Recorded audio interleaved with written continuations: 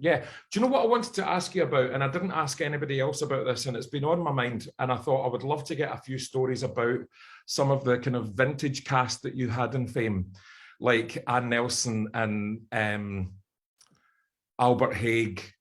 You know what? I just imagine that they must have been unbelievable to work with. Well, Anne was this bright light, and I was so blown away because I had seen her in Airplane, Oh right? yeah. I see Nervous Jive. first time. Like she was so ridiculously wonderful. And she would dance around and she played a ditz, but you knew underneath it, she knew everything that was going on in that school. Like she knew everything, but she'd just be like, oh, Mr. Morlock.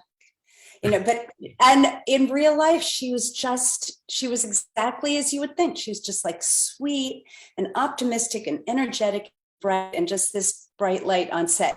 And Albert was exactly the way he portrays his character, a man of a few words, but if he opened his mouth, it was something smart.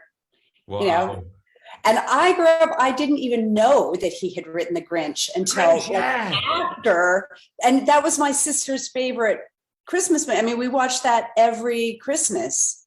And I didn't even know when I was working with him until, I guess a year or something in that he had written that. I mean, otherwise I probably would have just been unable to speak in front of him. I probably would have been so starstruck.